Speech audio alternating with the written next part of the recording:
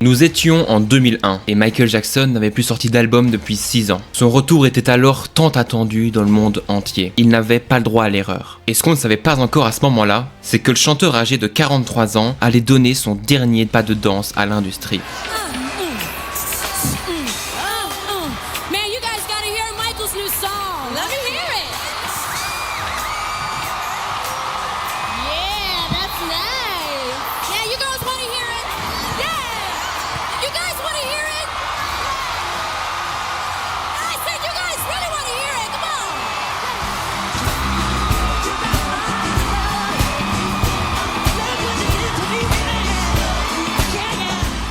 Mais entre le succès de la chanson, qui est d'ailleurs toujours tendance 25 ans après sa sortie, on remarque que le clip de la chanson, qui d'ailleurs dure 13 minutes, cache bien plus de choses qu'il n'en a l'air.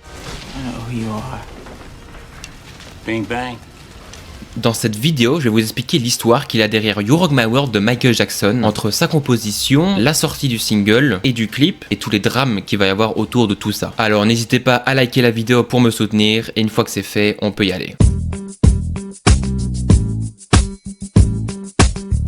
D'abord, pour comprendre toute l'histoire de la chanson, revenons à sa composition. Et pour cela, il faut se replonger en 1999. Cette année-là, Michael Jackson s'approche d'un gars du nom de Ronnie Jerkins, aussi appelé sous son pseudonyme Darkchild, connu pour être le nouveau producteur en vogue. Alors, à peine âgé de 22 ans seulement, toutes les grandes vedettes pop de cette époque essayaient de l'avoir pour une session studio, à laquelle ils étaient sûrs de repartir avec un hit entre les mains. Et effectivement, avec le recul, quand on regarde toutes les productions que René avait déjà fait en 3 ans à peine de carrière, et encore une fois je le répète, à son jeune âge, entre ses 18 et ses 21 ans, c'est dingue le nombre de classiques qu'on peut déjà lire. Je vous laisse le constater par vous-même en vous faisant écouter quelques musiques qu'il avait déjà produites dans ce court laps de temps.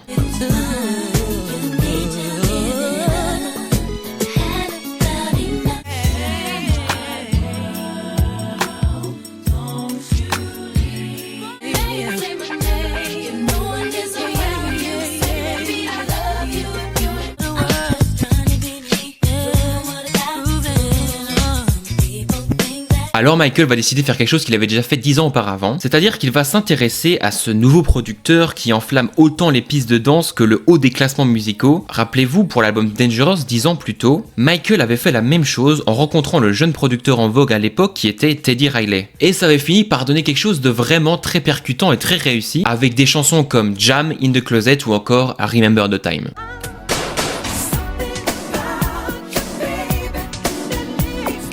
Et contrairement à d'autres producteurs que Michael avait rencontrés mais que finalement il n'avait pas eu d'alchimie ou alors pas une vision commune, là, nos deux protagonistes vont finir par bien s'entendre, et je dirais même par se comprendre, ce qui va amener qu'ils vont travailler ensemble. How was it in the beginning?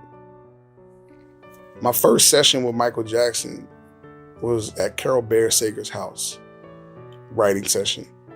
And I was super duper intimidated, and that's not me at all. Like, my personality is complete confidence, always in control of the session, and I was just like, yo, this is Michael Jackson, this is different, this is like, this is what you work for to get here. Right. And you could tell he was filling me out to see where my skills lied.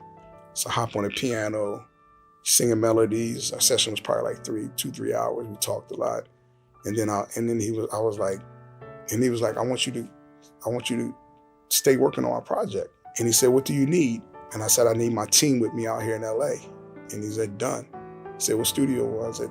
Done. I said, what else? I need a house. Done. And all I know is like we were in LA, we were locked in, and like it was amazing. Like, just Michael took me to school. I always tell people like that was college for me. It really was. I learned business things that I didn't know in the publishing area that I didn't know from him. I learned how to challenge myself in a different way musically. Sauf qu'en réalité, Ronnie Jerkins va l'expliquer plusieurs fois, mais Michael ne va pas faire comme tous les autres stars qu'il avait rencontrés. Là où tous les autres artistes vont approcher le producteur pour qu'il leur fasse un single qui pourra être un hit et qui va plaire vraiment à tout le monde, et donc porter l'album. Et c'est normal, car comme le montrent tous les extraits de chansons que je vous ai passés plus tôt, qu'il a, je vous rappelle, produit, il est clair que les sonorités de Jerkins étaient ce qui était à la mode à ce moment-là, sachant qu'il y a encore plein d'autres exemples que je vous ai pas passés.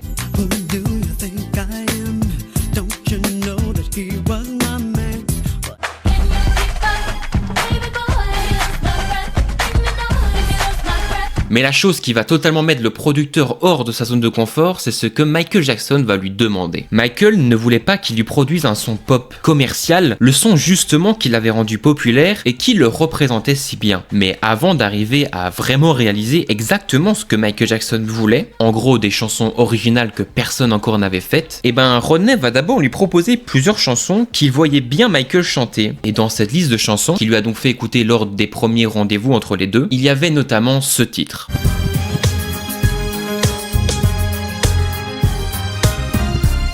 Si vous êtes un connaisseur de musique, vous pouvez normalement les yeux fermés savoir que c'est Rodney Jerkins qui produit ce titre, car on y retrouve vraiment tous les codes qui composent sa patte si particulière. Je pense notamment aux beats rapides, syncopés mais marqués, des bruits de scratch, l'utilisation de violon pour la partie du refrain, des accords riches, bref, If I Told You That a été proposé à Michael, mais il ne va pas vouloir la chanter. Et c'est alors après que Rodney Jerkins va la proposer plutôt à Whitney Houston, et que là par contre, elle va bien l'enregistrer, et elle va en faire un hit. Comme promis quand c'est Rodney Jerkins qui produit ta musique.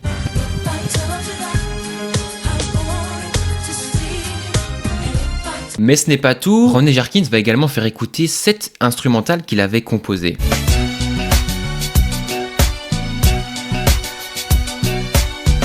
On est encore une fois sur une instrumentale typique de Rodney Jerkins à cette époque, rien de surprenant, et c'est justement pour ça que Michael Jackson ne va pas encore une fois accepter de chanter cette musique, et c'est comme ça que Rodney Jerkins va ensuite proposer cette chanson-là à une certaine Jennifer Lopez, et que ça va donner ça.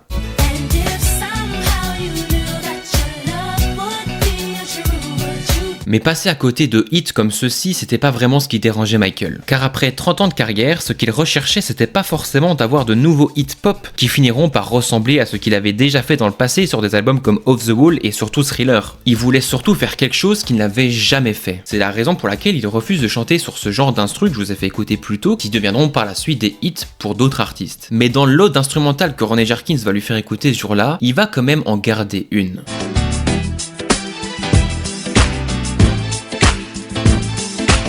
Bien qu'elle sonne une nouvelle fois comme une musique pop qui ne vient pas forcément innover énormément, puisqu'elle ne vient pas proposer un travail totalement inédit et jamais entendu, eh bien la chanson va quand même plaire à Michael. Car malgré son ambiance groovy qui peut nous rappeler l'album Off the Wall, en réalité la chanson va au-delà de son atmosphère old school. Certes, la chanson se repose sur sa basse ronde et dansante, mais ce que remarque Michael, c'est aussi son arrangement très moderne pour le coup, et très différent de celui que lui proposaient des personnes comme Quincy Jones autrefois. Ici, Rodney a réussi à ramener un côté funky avec des claviers feutrés, pas agressifs comme sa batterie d'ailleurs, qui est clairement jouée avec une boîte à rythme, mais qui inclut une telle diversité d'échantillons de percussions qu'elle en devient intéressante. Et tous ces éléments-là mis ensemble donnent un résultat super convaincant. Y a pas à dire, la musique, elle claque. Et on retrouve même les violons dans le refrain. Pour le coup, ça c'est vraiment une marque de fabrique spéciale Rodney Jerkins. À chaque refrain, il y a souvent des violons comme ça. Et You Rock My World ne fait pas exception à la règle.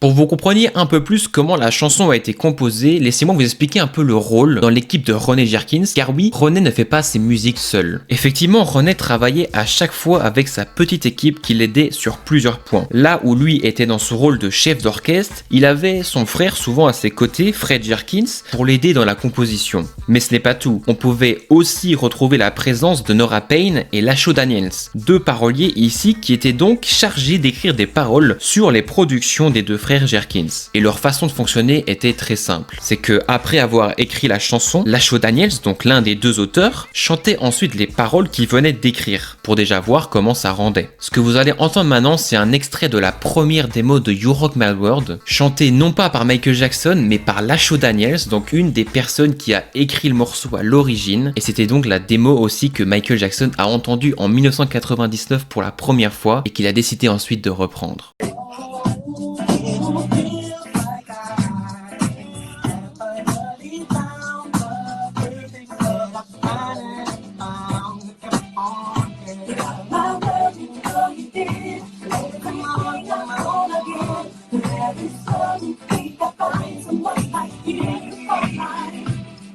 Et s'il faisait déjà tout ce travail-là en amont, c'était justement pour gagner du temps en arrivant devant l'artiste pour qui il devait produire avec des chansons prêtes, avec des paroles donc déjà pratiquement écrites et une personne qui s'est déjà permis d'enregistrer une démo vocale qui servira donc à montrer de quelle façon chanter sur le morceau une fois qu'un grand artiste choisira de l'enregistrer.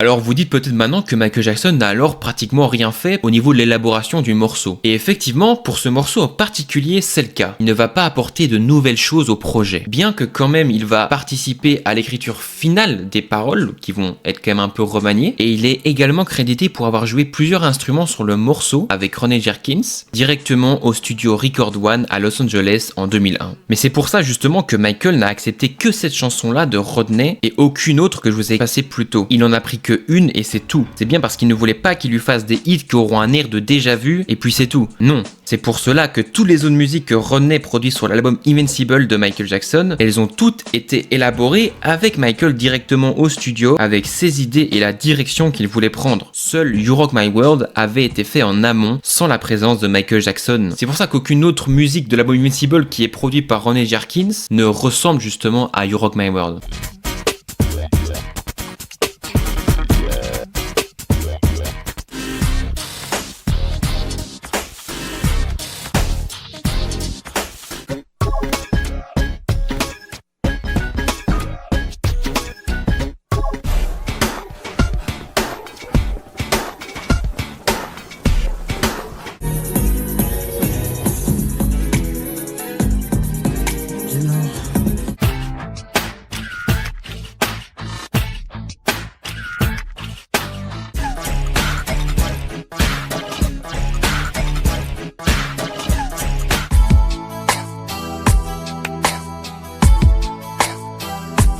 Et ce qui rend You Rock My World également aussi bon, c'est la prise vocale de Michael, où on peut le dire, il s'est vraiment donné.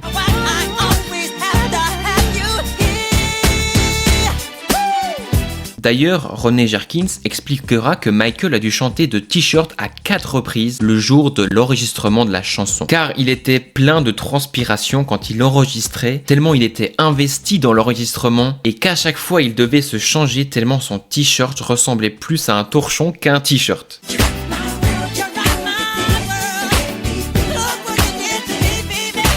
Finalement, une fois l'album Invincible terminé, d'ailleurs si jamais vous l'avez pas vu, j'ai sorti une vidéo récemment sur toute l'histoire de l'album Invincible qui dure 1 heure. Donc si jamais vous l'avez pas vu, vous pourrez aller la voir juste après le visionnage de cette vidéo. Je vous la mets dans le petit en haut à droite de votre écran, mais également elle sera disponible dans la description. Donc je disais, une fois l'album terminé, Michael voulait lancer la promotion de l'album en commençant par sortir la chanson Unbreakable comme premier single de l'album, qui aura donc la lourde tâche de porter l'album. Sauf que Sony Music, le label de Michael Jackson dirigé par un certain Tommy Mottola, ne va pas être d'accord. L'album ayant déjà coûté plus de 30 millions de dollars au label, ils ne voulaient pas mettre beaucoup d'argent sur la table pour le promouvoir, car pour eux trop d'argent avait déjà été dépensé. Et en plus de ça, ils ne croyaient pas en la réussite de Unbreakable en tant que premier single.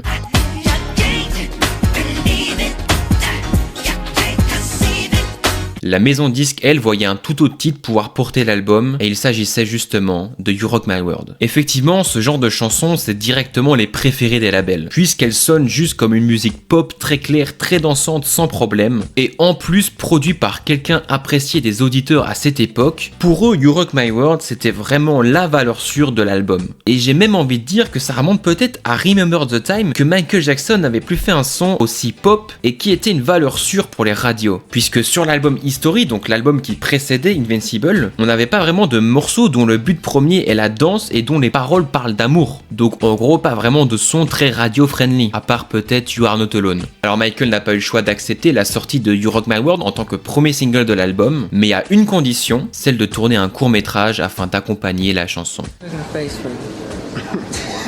Le single de You Rock My World sortira finalement le 22 août 2001 dans le monde entier. Enfin dans le monde sauf aux États-Unis. Un choix incompréhensible de Sony Music qui ne fera que d'augmenter la colère de Michael envers sa maison de disques et qui mènera à une guerre publique entre les deux entités l'année suivante. Mais ça n'a pas empêché au single de marcher énormément, se classant à la première place des classements musicaux dans de nombreux pays comme en France d'ailleurs. Et pour vous dire juste avec les passages radio, la chanson va arriver à se classer à la 10e place du classement américain sans aucun aucun doute, on peut clairement se dire que si le single était sorti là-bas, en physique directement, et que les gens n'auraient pu l'acheter, la chanson aurait été directement numéro 1 du classement américain, ça c'est sûr.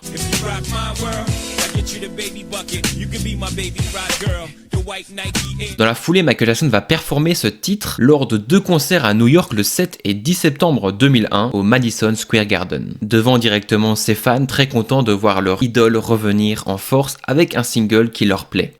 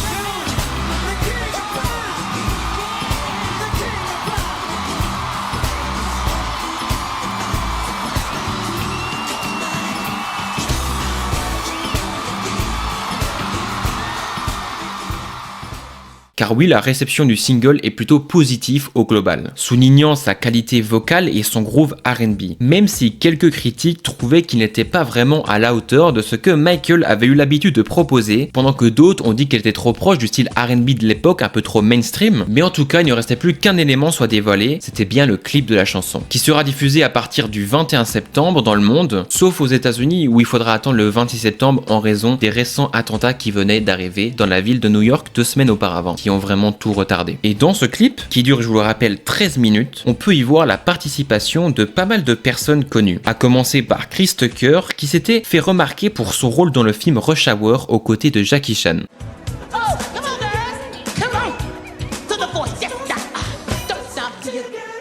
Où justement dans ce film, on peut y voir Chris Tucker imiter le roi de la pop à plusieurs reprises. Michael adorait ce film et est donc rentré en contact avec Chris Tucker qui le faisait beaucoup rigoler. Petit à petit, une amitié a vu le jour entre les deux hommes qui durera d'ailleurs tout au long des années 2000 jusqu'à la mort de Michael et qui débuta autour de cette année 2001 où Michael Jackson a invité le comédien à jouer dans son court-métrage. It's very hard to work with Chris Tucker because when the director says action, you just start screaming, laughing. Come on, man.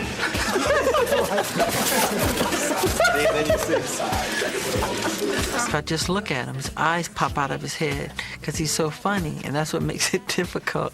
Look what I said. You have an ambitious nature and you may make a name for yourself. That's me, man. He does these little things in between where he's just improvising, and it's very funny. Don't know the words. Yeah, yeah. The world you know you did. Everything you do. Nothing else but the words.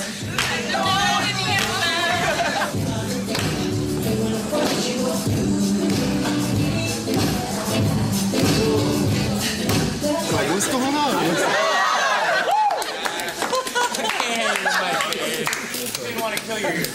Et en plus de cela, ils ont même enregistré à deux une intro vocale à You Rock My World qu'on peut entendre sur l'album. She knows she fine too. She is banging. Oh, she's off the hook. She looks good. You're right. Et justement, le clip commence sur un plan des deux. Ils sont en train de manger dans un restaurant chinois quand ils voient une femme passer dans la rue. Ils décident alors de la suivre à deux, jusqu'à rentrer dans un club où elle venait de franchir la porte. Les deux hommes rentrent sans aucune autorisation dans le lieu et Michael a désormais plus qu'un seul but. Celui de séduire cette femme qui l'attire tant, mais ce ne sera pas une chose facile car elle semble déjà être prise. C'est à ce moment-là que la chanson commence, pendant laquelle Michael va suivre la fille partout dans le club, tout en dansant autour d'elle. Mais la situation finit par dégénérer car les hommes qui règnent un peu sur ce club ne sont pas contents du show que Michael propose, en plus de vouloir voler la meuf d'un des gars. Alors les tensions vont monter, jusqu'au moment où...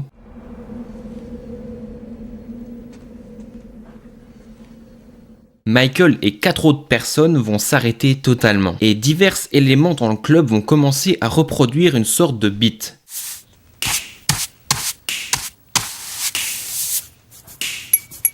Jusqu'au moment où la chanson finit par se relancer.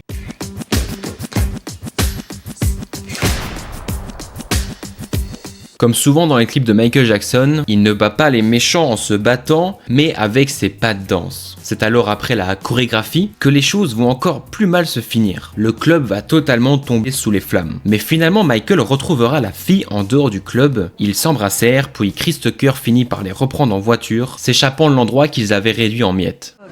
No hug, just a kiss. Go the other way. You tilt to your left. You tilt. I want some real Chinese food. We have some real food that they can eat. In this short film, we ate all this food, we ran out without paying. It's so fun. Hey, you forgot to pay! You forgot to cook the food! Forgot to pay today! Food wasn't no good!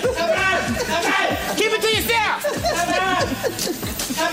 Pay today! You're lucky we ain't suing you! You have to pay! You have to pay!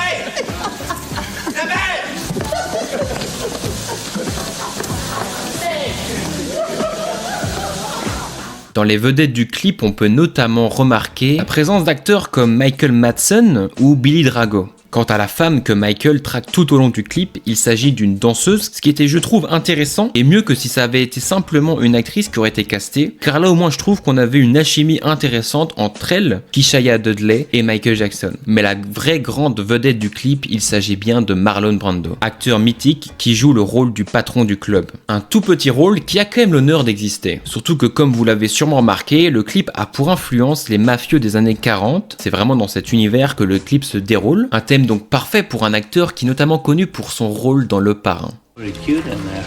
Oh, you are. Bing bang. Et finalement, il ne dira qu'une phrase dans la vidéo qui est en plus de ça assez énigmatique, mais je trouve tout de même sa présence assez sympathique. Car au final, le clip de You Rock My World sera en quelque sorte le dernier court-métrage de Michael Jackson. Alors si on décide d'être vraiment précis, Michael sortira encore 2 clips après celui-ci. Mais dans l'un, il n'y apparaît pas, et n'a d'ailleurs pas du tout travaillé dessus. Et enfin, pour son dernier vrai clip sorti en 2003, il y apparaît mais seulement de dos. Et en plus de cela, le clip n'a jamais pu être achevé en raison des perquisitions qui sont survenues chez Michael Jackson. Et à cause de ça, il n'a jamais pu terminer le tournage. Il s'agit donc en quelque sorte du dernier grand moment dans la carrière de Michael Jackson. Knocked it out. Yeah. Rock my world. Bien qu'il n'arrivera pas à convaincre tout le monde, une partie du public ne sera pas convaincue par la chanson ni par son clip, qu'il juge comme déjà vu, daté et pas assez innovant pour Michael, dont l'apparence dans la vidéo est aussi d'ailleurs critiquée. D'ailleurs son apparence va également causer des mésententes durant le tournage du clip, puisque le réalisateur du clip, Paul Hunter, voulait que la peau du chanteur soit plus foncée et voulait aussi qu'on lui installe une prothèse au niveau du nez pour qu'il soit moins étroit qu'il ne l'était. Quand Michael a appris ça, un gros drama a alors éclaté. Le chanteur a bien évidemment été touché par les remarques du réalisateur et donc le tournage a pris un peu de retard.